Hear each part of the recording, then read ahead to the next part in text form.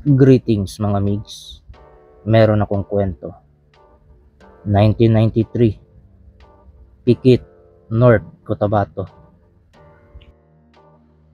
Sa isang salo-salo ng mga antingero, maraming nagpapalitan ng mga kanya-kanyang kwento, mga kanya-kanyang karanasan. At isa sa mga nagustuhan ko ay yung kwento ni Kuya Rigor. Siya din yung nag-imbita sa akin para makasali doon sa salo-salo ng mga antingero. Noong kabataan ni Kuya Rigor, batang gala ito. Puro inuman, parating lasing, at kung ano-anong kalokohan ang pinaggagawa. Lingid sa kanyang kaalaman na ang kanyang abuelo ay may tangan-tangan na pangdepensa. Siyempre nag-aalala ito sa kalagayan ng kanyang apo. Ikaw ba naman halos gabi-gabi kang lasing, gala ng gala. Kaya itong si Rigor, binigyan ng langis ng kanyang lolo. Nakasilid ito sa lumang botelya ng efficacent oil. Sa loob nun, maraming papel na nakalukot na nilagay. Ang bawat papel na yon may iba't ibang dasal at mga orasyon na ayon sa kanyang lolo, may taguliwas, may kabal, merong pangtagulilong, at kung ano-ano pang mga kapangyarihan ng lihim na karunungan. Nag-aalangan pang tumanggap si Kuya Rigor kasi hindi ito naniniwala sa mga pamahiin ng mga matatanda. Para sa kanya, paniniwala lang yon sa panahon ni Kopong-Kopong. Yung parang kalokohan lang at mga katang-isip. Pero mapilit talaga ang kanyang abuelo. Kaya tinanggap na lang ito ni Kuya Rigor at itinali iyon sa kanyang bewang. Nung mga panahon na yun, may nililigawan siyang isang dalaga. Halos kada gabi, nagpapapogi point siya doon. Tumutulong sa mga magulang, tumutulong sa pagwawalis ng bahay at kung ano-ano pa. Lingid sa kaalaman ni Kuya Rigor, meron din palang nagkagusto sa babaeng to na isang Muslim. Isang gabi, kasama ni Kuya Rigor ang kanyang barkada. Noong mga panahon na yon, payak lang ang pamumuhay nila Kuya Rigor. Kaya sa tuwing bumibisita siya sa bahay ng dalaga, ay naglalakad sila ng barkada niya ng halos 5 kilometro. Nang di inaasahan, may isang humaharurot na motor na papasalubong sa kanila. Yun pala ay ang karibal niya sa kanyang nililigawan. Pagkahinto nito sa kanilang harapan, bumunot ito ng baril at itinutok kay Kuya Rigor. Wala nang nagawa si Kuya Rigor kundi ang pumikit habang kinakalabit ng karibal niya ang gartilyo ng baril. Ilang segundo lang lumipas, umaalingaw-ngaw ang malakas na putok ng isang pistola. Ayon kay Kuya Rigor, para sa kanya nung gabing yun, patay na raw siya. Makalipas ang ilang sandali, ay humarurot na palayo yung motor ng kanyang karibal. At dahan-dahan niyang binuka ang kanyang mga mata. Kinakapa-kapa niya mula ulo, dibdib niya sa tiyan, pero wala siyang tama. Nilingon niya yung barkada niyang si Balong. Tinanong niya kung saan din ang tama nito. Pero sabi ni Balong wala din daw siyang tama. Pati yung barkada niya, hindi makapaniwala na hindi sila tinamaan. Kasi ayon kay Balong, hindi lang daw isang beses nagpaputok yung karibal ni Kuya Rigor, kundi maraming beses. Sa palagay nga ni Balong, inubos ang buong load ng isang revolver. Nagtitigan na lang sila ng mga ilang segundo. Pagkatapos nun, napaaray si Kuya Rigor kasi sobrang init sa bandang singit niya. Kasi nandoon yung botelya ng langis. Nakatali kasi yon sa bewang niya na parang habak. Kaya dali-dali niya itong kinapa. Nagtaka siya kasi sobrang init ng bote. Tapos yung nasa loob, bumubula. Simula ng gabing yon, doon na naniwala si Kuya Rigor na totoo ang tangan ng kanyang abuelo. Kaya simula noon, lagi na niya itong dala-dala kahit saan man siya magpunta. Hanggang si Kuya Rigor ay nagsanay bilang isang kakgo. At noong na-deploy na sila, nusubukan na naman niya ang galing ng tangan ng kanyang lolo.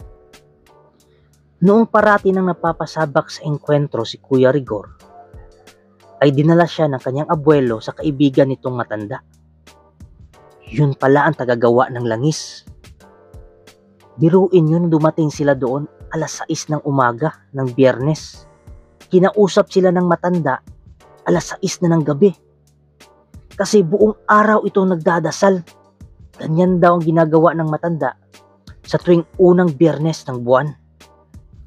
Pinakilala siya ng kanyang lolo sa kaibigan nito at sinabi din na isa siyang kafgu. Nagpunta sila doon para pabasbasan si Kuya Rigor. Sabi ng kanyang lolo, "Kaibigan, basbasan mo uli yung langis na nakapangalan na kay Rigor. Ipapamana ko na ito sa kanya kasi matanda na ako eh." Ayon sa matanda, may dalisay daw na puso si Kuya Rigor. Kasi yung langis, hindi daw yung gagana kung hindi ka nabasbasan kung sino ang gumawa nito. Kaya walang duda, karapat dapat si Kuya Rigor na magtangan noong langis. Malipas ang ilang buwan, ay na-deploy na naman si Kuya Rigor. Nagpunta sila sa isang masulok na lugar ng Pikit, Cotabato, kung saan minamanmanan nila ang galawan ng mga rebelde. Nagkataon nun na nagpalipas sila ng gabi sa isang kubo. Ito kasing kabarkada niya, kain ng kain yung kinaumagahan. Kung ano-anong prutas yung kinakain. Kaya kinagabihan, nag-alboroto yung tiyan. Itong kaibigan niya may tangan din. Pero ayon sa kanya, bawal daw yung dalhin sa tuwing dumudumi ka. Kaya iniwan niya ito. Maalinsangan din ng gabi na yon. Kaya naisipan ni Kuya Rigor na sumama na lang sa kanyang kaibigan. Tapos maliligo siya sa sapa. Bumaba sila doon na nakabrief lang. At may dala silang mga Armalite. Itong si Kuya Rigor, iniwan niya yung kanyang langis. Pero bago siya umalis, nagpatak siya ng langis sa kanyang daliri at iginuhit pa cross sa kanyang noo. Pagkatapos nun, bumaba na sila doon sa sapa. Pinili nila doon sa gilid ng malaking bato para kung sakaling i-ambush sila, meron silang pagtataguan. At hindi nga nagkamali si Kuya Rigor. Malipas lang ilang minuto, pinaputukan sila ng mga rebelde. Nang doon ito sa kabilang parte ng sapa, kaya nagpulasan yung dalawa. May kanya-kanya silang pinagtataguan ng bato. Si Kuya Rigor nandoon sa may unahan, habang yung isa niyang kasama ay sa may gilid banda, nasa likod ni Kuya Rigor. Pero laking gulat ng kasama niya kasi parang siya lang daw yung binabaril. Yung parang lumiliwas yung bala. Kasi nandoon siya sa may gilid eh, nasa bandang likuran pa ni Kuya Rigor. Kaya sa tuwing binabaril si Kuya Rigor, yung bala pumupunta sa gilid, lumiliwas, doon papunta sa kanyang kasama. Kaya napasigaw ito, "Hayop ka, Rigor! Bakit sa akin tumatama yung bala?" Mas nadagdagan pa ang inis ng kanyang kasama. Kasi si Kuya Rigor, nakangiti lang, tapos sumigaw pa, "Huwag kang maingay dyan. Basta hawakan mo lang yung baril mo. Hintayin natin na mahubusan sila ng bala." Makalipas ang ilang minuto na walang habas na pamamaril ng mga rebelde, ay nanahimik yung mga namamaril na nasa kabilang parte ng ilog. Tila ba naubusan na ng bala. Kaya kinuha nila ang pagkakataon para sumugod. Si Kuya Rigor yung nauna, tapos nasa likod niya yung kanyang kasama. Buong akala nila ay wala ng bala yung mga kalaban. Pero gumanti ito sa pagbaril. Pero hindi natinag si Kuya Rigor. Kasi hindi naman tumatama sa kanya yung bala eh. Nang doon lang sa gilid. Nilapitan nila ito. Hanggang sa ilang dipa na lang yung distansya. Harap-harapan nila itong pinagbababaril. Naubos nila yung 5 nilang kalaban. May 2 pang nakatakbo. Pero di na nila hinabol. Delikado na kasi, baka tambangan pa sila. O di kaya bitag yun. Kaya dali-dali silang bumalik sa kampo pagkatapos nilang magbihis.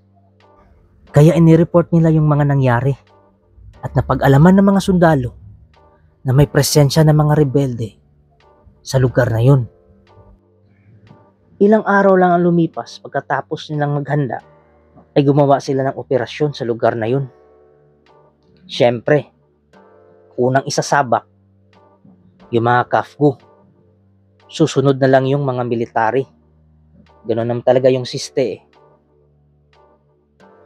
Pero nung papunta pa lang sila sa bandang Sapa, ay bigla na silang inambush ng kanilang mga kalaban. Hindi nila napaghandaan yun. Kasi ayon sa intel nila, tahimik daw ang lugar na yun. Yun pala, nagmamanman lang din yung mga rebelde. Meron din silang sarili nilang intel. Kaya yun, nagkasagupaan na. Nung panahon na yun, 6 lang sila Kuya Rigor. 6 sila na Kafgu. Siguro nasa mga 10 kilometro ang agwat nila mula sa mga sundalo. Ayon nga sa tansya nila, nasa higit na 50 na mga rebelde ang kanilang nakasagupa. Talagang pinaghandaan daw ang pagdating nila. Yung pang-6 nila, inutusan ni Kuya Rigor para ipaalam sa mga sundalo na meron nang naghaganap na engkwentro. Pero nung papaangat pa lang ito mula sa pangpang ng Sapa, ay nabaril na ito ng isang sniper. Patay. Sabog yung ulo. Kaya nagtitigan na lang si Kuya Rigor at ng kanyang mga kasama. Sabi ng isa niyang kasama, maririnig naman siguro ng mga sundalo ang putukan, Rigor, at darating sila. Aatras ba tayo o hindi? Ayon kay Kuya Rigor, aatras tayo. Hindi ko kayo ilalagay sa alanganin. Mamamatay kayong lahat dito. Napangiti pang yung kasama niya eh. Anong kami lang? Siyempre, patay ka rin. Ang yabang mo talaga, Rigor. Tumawa lang si Rigor. Kaya kong takasan mga yan, pero kayong iniisip ko. Yung isa pa niyang kasama, na may tangan-tangan na malaking medalyon, tumakbo ito paangat sa pangpang ng Sapa. Pero tinamaan na naman ng sniper. Hindi ito nakaabot sa mga puno para magtago. At doon din mismo, pinawian ito ng buhay. Parang na-corner na sila Kuya Rigor doon sa kanilang pinagtataguan. Kasi hindi pa rin tumitigil sa pagpapaputok ang mahigit 50 na mga rebelde. At maliban doon, meron pa itong sniper na tuwing tumatakas sila, pinapatay yung mga kasama nila. Akala nga ni Kuya Rigor, katapusan niya yun. Pero bumalik yung moral nila. Kasi doon sa kabilang pangpang ng Sapa, sa bandang likuran nila, ay dumating yung mga sundalo. May laban na sila sa mga oras na yun. Pero ang problema, nasa baba sila Kuya Rigor. Na corner sila, hindi sila makaangat doon sa kabilang pangpang. At sa kabilang pangpang naman, nang doon yung mga rebelde na walang habas pa rin sa pagkalabit ng kanilang mga gartilyo. Ilang sandali lang yung lumipas, nagpadala ng mensahe yung mga sundalo. Isa itong papel, tapos ibinalot yung malaking bato doon sa papel, tapos ibinato kina Kuya Rigor. Akala nga nila granada eh. Ayon sa mensahe, aabante sila. Aagawin nila yung kabilang side ng Sapa. Pag naagaw nila yon, mapipilitan yung mga rebelde na umatras papunta sa kuta nila. Yung mga kasama ni Kuya Rigor ay hindi rin tumitigil sa pagganti ng putok hanggang sa maubusan na sila ng bala. Kaya napagdesisyonan ni Kuya Rigor na aakyat siya paangat ng pangpang at pupuntahan niya yung mga sundalo para kumuha ng mga bala. Pero umalma ang kanyang mga kasama. Nagpapakamatay ka ba, Rigor? Kita mo ngang may sniper eh. 2 na sa kasama natin yung namatay. Pumirme ka lang dito. Pero hindi nakinig si Kuya Rigor. Tumayo ito mula sa pinagtataguan nilang mga bato at bigla itong tumakbo paangat doon sa mga kasama nilang sundalo. Siyempre, pinaputukan siya ng mga rebelde, pati na yung sniper. Pero laking gulat nila, doon lang sa gilid ni Rigor tumatama yung mga bala. Ilang beses nga nagmintis ang mga sniper hanggang sa makarating si Rigor sa mga kasama niyang mga sundalo. Humingi ito ng mga bala at hindi naman siya binigo. Inakala ng mga rebelde na konti lang yung mga sundalo sa kabilang side at yung mga kasama ni Rigor hindi na rin gumaganti sa pagpapaputok. Ibig sabihin, wala na yung mga bala. Kaya itong mga rebelde nangahas na bumaba mula sa kabilang side. Susugurin na sana yung mga kasama nila Kuya Rigor at walang habas yun na pagpapatayin. Pero bago yun makalagpas ng sapa ay dumating si Kuya Rigor. Habang bumababa ito patakbo papunta sa sapa ay nagpapaputok din ito sa kanyang Armalite. Abot langit ang tuwa ng kanyang mga kasama. Napasigaw pa nga ito at tumatawa. Sabi nila, hayop ka Rigor, isa kang halimaw. Iilan din sa mga rebelde yung napuruhan. Kaya napaatras ang mga ito. At pagsilip ng mga sundalo na umatras na, doon na sila umabante. Yung sa frontline nila na nasa baba, sila Kuya Rigor at yung mga kasama nito. Sa bandang itaas naman, ay yung may dalang machine gun ng sundalo at iilan sa mga tropa nito. Nagmistulang tangke si Kuya Rigor ng kanyang mga kasama. Kasi nasa harap ito at yung kasama niya ay nasa likuran niya. Parang ginagawa siyang panangga. Habang dahan-dahan silang umabante, palagpas nung sapa. Pati nga yung sniper hindi makapabida. Lumiliwas lang yung bala. Hanggang sa matagpuan na lang ng mga sundalo yung location ng sniper. At pinaulanan ito ng bala na machine gun. Kaya yun, tinamaan yata. Kasi nanahimik na. Tuluyan nilang napaatras yung mga rebelde. At nakalagpas sila sa kabilang pangpang ng sapa. At mula doon, tumawag sila ng backup. Nagpadala pa ng maraming sundalo. Umabante sila hanggang sa matuntun nila ang kuta ng mga ito. Hindi na masyadong mabigat sa side nila Kuya Rigor yung bakbakan. Kasi marami ng mga sundalo. Yung iilan sa mga rebelde na hindi nakatakas ay sumuko na lang. Pagkatapos ng engkwentro na yon, ay may nag-offer sana kay Kuya Rigor na magsundalo. Pero yung mga magulang niya hindi na pumayag. Kaya yun, umalis si Kuya Rigor sa pagsusundalo at naging bodyguard ito ng isang abogado. Mula noon, naging magaan na ang kanilang buhay kasi mabait din yung amo nila At malipas ang ilang taon, ay nakilala niya ang kanyang asawa. Dahil doon, tumigil na siya sa pagbabodyguard. Kaya nagdegosyo na lang sila. Yung parang malayo sa delikado na sitwasyon. At namuhay sila ng tahimik ng kanyang asawa. At doon nga nakilala ko si Kuya Rigor. Mabuti itong tao. Hindi mo nga malalaman na mayroon itong tangan. Kasi tahimik lang. Kaya nung nakilala ko ito, ay para pangkaraniwang tao lang. Na walang karanasan sa mga bakbakan. Yun pala, mas matindi pa ang karanasan nito kaysa sa mga maestro-maestro at commander-commander dyan sa social media. Unang pumasok sa isip ko mga migs, kung wala bang mga tangan din na anting-anting yung mga rebelde na kalaban nila. Pero ayon kay Kuya Rigor, sa relihiyon ng kalaban nila ay bawal yung mga ganong mga bagay. So, iisa lang daw pinaniniwalaan nun sa base sa kanilang relihiyon. Hindi ko na lang babagitin dito. At ayon din kay Kuya Rigor, kaya parati tayong naliligtas sa ating mga tangan bilang mga Kristiyano kasi naniniwala tayo sa cross. Meron daw cross ang ating mga dasal o di kaya mga orasyon, mga anting-anting. Kadalasan daw sa mga anting-anting natin ay may cross. Malakas daw pag ganun.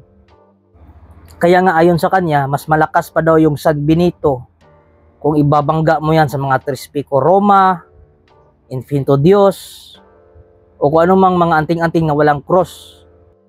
Yung Tres Pico nga raw talo daw yan sa Miraculous Medal.